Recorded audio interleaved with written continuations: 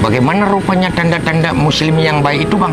Sahabat Rasulullah Sallallahu Alaihi Wasallam juga pernah bertanya hal yang sama kepada Rasulullah, dan Rasul menjawab, seorang muslim yang baik itu memiliki 3 ciri-ciri. Jika kau pandang wajahnya, maka akan mengingatkanmu kepada Allah Subhanahu wa Ta'ala. Jika kau pandang perbuatannya, maka akan menyejukkan hatimu dan meningkatkan keimananmu kepada Allah Subhanahu wa Ta'ala. Dan jika kau dengar perkataannya, maka akan meningkatkan keilmuanmu dan ketaatanmu kepada Allah Subhanahu wa Ta'ala. Ada 3 kewajiban seorang muslim terhadap muslim lainnya. Pertama, jikalau jauh, saling mendoakan, Allahumma firil muslimina wal muslimat. Kalau dekat, saling mengunjungi, dan jikalau bertemu, saling ingat mengingatkan. Dan ada 3 hak seorang muslim terhadap muslim lainnya. Yang pertama, menutupi aibnya. Barang siapa yang menutupi aib saudaranya, maka Allah akan menutupi aibnya sampai di yaumil kelak. Dan barang siapa yang membuka aib saudaranya, maka Allah lah yang akan membuka aibnya sendiri, sehingga dia akan merasa malu sekalipun ia berada di dalam rumahnya. Dan inilah penyakit terbesar bagi bangsa kita saat ini. Kita memandang rendah terhadap dosa fitnah dan ghibah. Setiap hari kita dipertontonkan oleh para elit politik yang saling menyerang, menuduh, menuding, membuka aib satu sesama lainnya untuk bermaksud mempermalukan saudaranya sendiri. Kita lalai bahwa tidak ada perbedaan antara dosa satu dengan dosa yang lainnya. Mereka lakukan setiap hari fitnah dan ghibah dengan alasan demokrasi dan agama.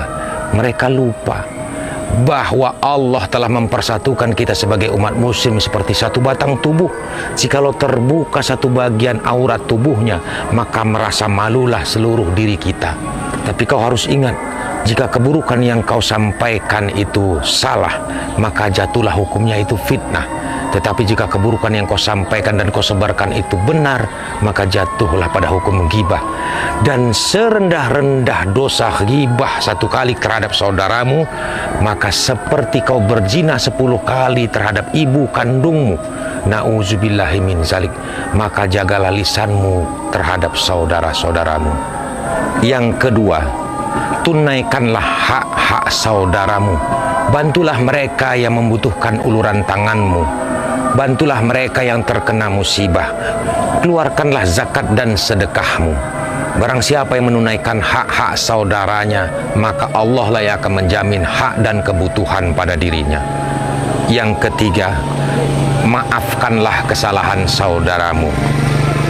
Sebesar apapun dosa dan kesalahan saudaramu terhadap Allah, maka mudah bagi Allah untuk mengampuni kalau dia datang kepada Allah dan memohon ampun. Tapi kesalahan dan dosa terhadap sesama manusia akan tetap tergantung dan akan dipertanggungjawabkan sampai di antara kita saling memaafkan.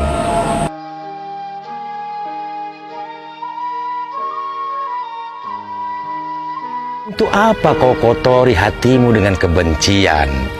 Bencilah terhadap kemaksiatannya, jangan kepada orangnya, karena mereka sejatinya adalah saudara kita sendiri yang perlu kita ingatkan dengan baik-baik. Yang aku heran kan, Bang, kenapa suka betul orang tu buat-buat maksiat ya? Apa tak takut orang tu dengan siksa kubur, dengan siksa neraka tu? Itulah ujian iman, Lul.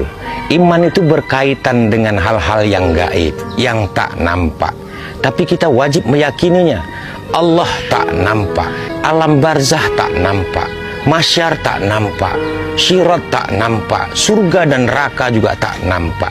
Kita hanya dikhabarkan oleh baginda Rasulullah Sallallahu Alaihi Wasallam. Maka kadar iman kita itu berbeda-beda. Ada yang 80% selalu ingat, ada yang 50%, dan ada yang kadar imannya cuma 10%. Oh, kalau aku percaya 100%, Bang. Mana ada yang 100%, Lul. Kecuali nanti ketika nyawa sudah sampai ke tenggorokan kita, maka disitulah sempurna iman kita.